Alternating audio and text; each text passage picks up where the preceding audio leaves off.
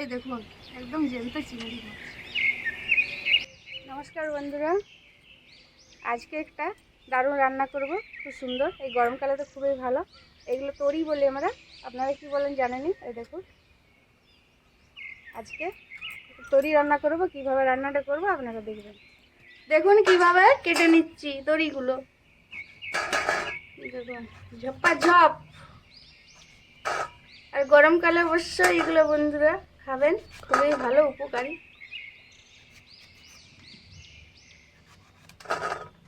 যখন যেটা সিজন থাকে তখনই সেটা খেতে হয়, খাওয়া উপকার, খাওয়া দরকার।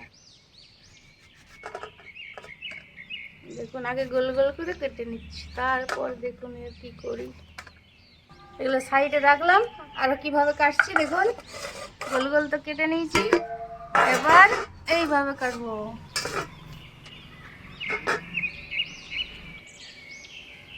ছুলাছুলির সিন নেই বন্ধুরা, কোনো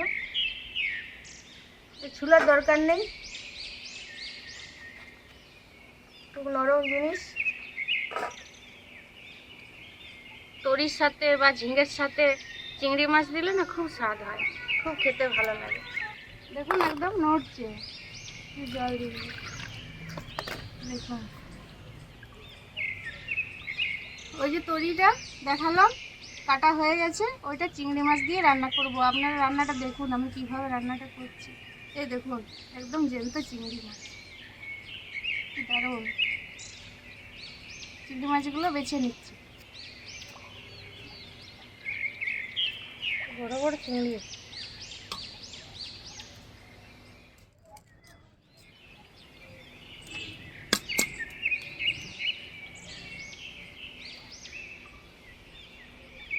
এইগুলো ভালো করে ধুয়ে নিয়েছি, চিংড়ি মাছগুলো বেছে নিয়েছি, ভেজে নেবো।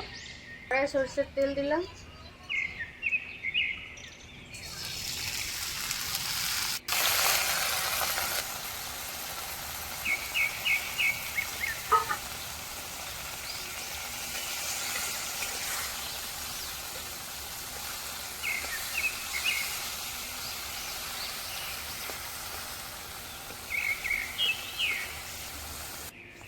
মাছগুলো আমার ভাজা হয়ে গেছে, তুলে নেব।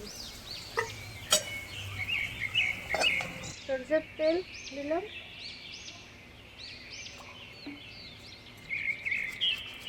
এটা রাঁধুনি একটু, দুটো শুকনো লঙ্কা, একটা তেজপাতা। এই গরম হয়ে গেছে, দিয়ে দিলাম তরিগুলো, দিয়ে দিলাম হলুদ গুঁড়ো, দিয়ে দিলাম লবণ,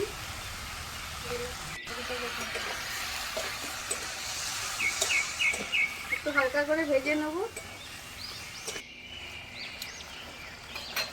সামান্য একটু সরষের জল দিয়ে দেবো।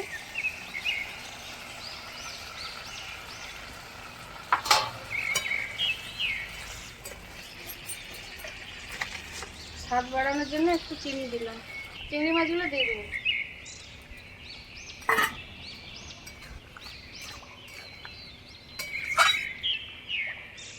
একটু ঢাকা দিয়ে দেবো, সিদ্ধ হয়ে যাবে। ঢাকাটা খুলে